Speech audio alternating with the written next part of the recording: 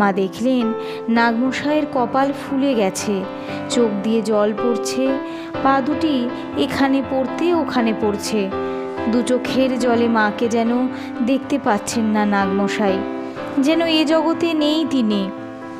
স্নেহময়ী মা তার চিরাভ্যস্ত সংকোচ ভুলে ভক্তিবিহ্বল সন্তানকে ধরে বসলেন।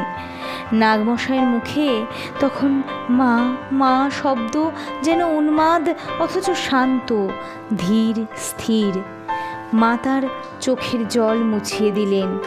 সামনে একাদশীর প্রসাদ, লুচি মিষ্টি ফল, তা থেকে কিছু কিছু নিজে মুখে দিয়ে স্বহস্তে নাগমশাইকে খাইয়ে দিতে লাগলেন। কিন্তু নাগমশাইয়ের মন তখন মোটেই বাইরের জগতে নেই।